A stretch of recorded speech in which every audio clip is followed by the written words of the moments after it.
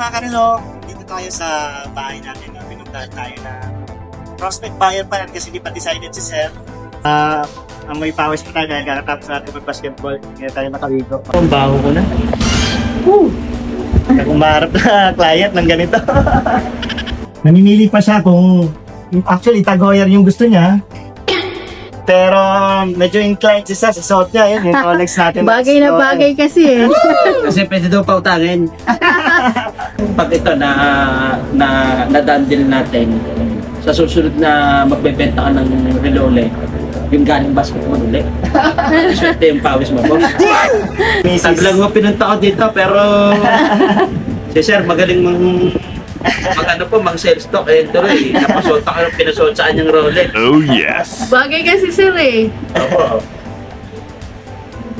Tsaka sakto na po agad eh. Oo, hindi na kailangan Hindi i-resize. po na i-adjust. Kapatid ko po, utangin daw ako. Hindi na kailangan mangutang ni Sir.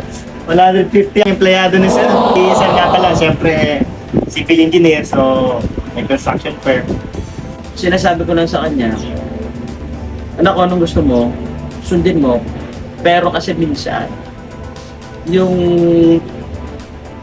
magugustuhan mo ang trabaho mo, pag kumikita ka, pag nabibili mo yung gusto mo, ang ayaw ko lang yung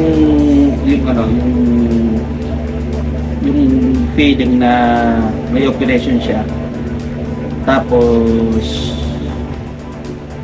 bumili ako ng something na yung feeling ko magiging masaya ako siya. Sana maging safe and smooth ang operation. Successful.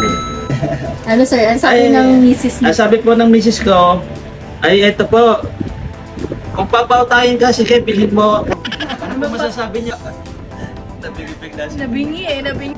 Pero challenging ang ang bahay sa construction eh. Maselan ang yung mga kasi ang 100 times kahirapan ng bahay na-experience everyday ng client mo yun eh. Kaya dun yung challenging. Oo. Kasi Nakatira.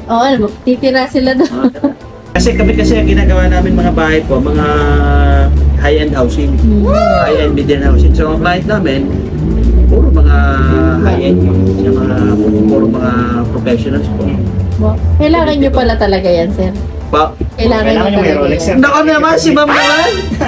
Nagtatanong yung kapatid ko kung sinong seller, sabihin ko kapatid ni Parang Hyde.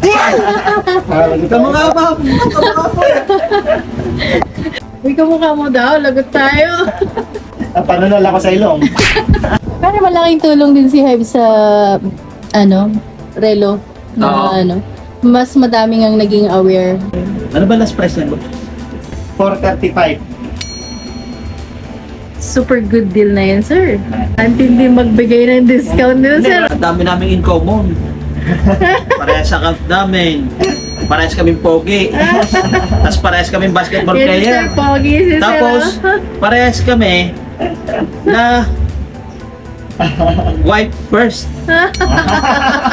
Okay, sige mami. Thank you. Love you. Bilhin mo daw, sir, yung gusto mo. Wala na boss. Game over na. Ikaw na lang mag-decide. Ayun, video online na tayo boss. Final decision ni Sir is Rolex Explorer 1 2020 NFC full set. So, sold for 135k. Binigyan natin ng 15,000 discount si Sir.